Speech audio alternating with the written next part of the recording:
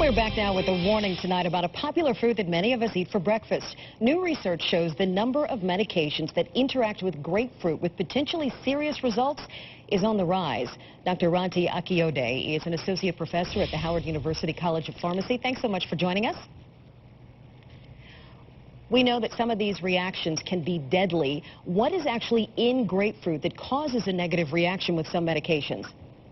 Well, actually, there is a compound in grapefruit juice called phenylcoumarins, and those compounds actually can inactivate the enzymes that tend to metabolize certain drugs. And so when individuals consume grapefruit juice, what happens is that those enzymes are not metabolizing the drugs. As a result, the drugs will actually accumulate in the body, causing the patients to experience toxicity from the drugs. We've talked about what's in the grapefruit. Let's talk about some of the drugs that you're now starting to see have increasing reactions to this. What are some of the drugs or some of the medications that people need to be concerned about? Commonly used drugs like the statin drugs, cholesterol medications, statins, Lipitor, Zocor, Mevacor are more commonly used.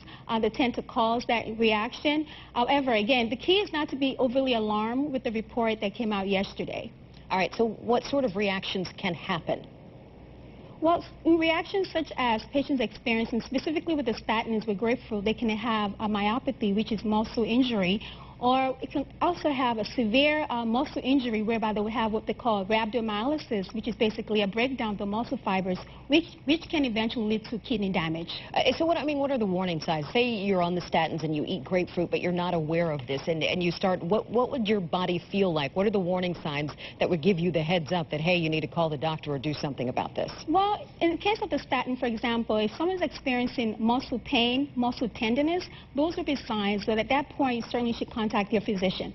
All right, and once you contact your physician, what should you do if you're one of the people who take some of the medications that we now know are interacting and have possible dangerous reactions with grapefruit? Should you stop taking that medication, or should you go and consult your physician? It is absolutely important that you really contact your physicians before you stop taking the medication, because it's really important to realize that for example, in the case of statins, not every statin actually can interact with the grapefruit juice. There are some other non-interacting alternatives that can be utilized as well. When you say alternatives, what do you mean? For example, within the statin class, there's other medications like the pravastatin, Pravachol, rosuvastatin. They actually would not cause the interaction as much. So therefore, if the patient actually needs to be on a statin, the doctors can give an alternative that does not interact with grapefruit. And so bottom line, if you know you're taking one of these medications that could interact with grapefruit or grapefruit juice, should you just keep grapefruits out of your diet?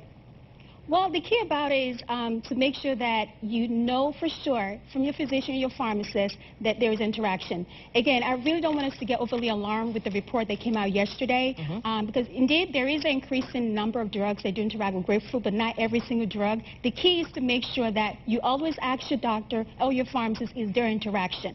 Because the interaction varies. With some medications, you may just need to reduce the amount of grapefruit juice, whereas with some medications, you really should just not take grapefruit at all. All right. Certainly good advice, and most of all, talk to your doctor. Dr. Oluwaranti Akiyode, thanks so much.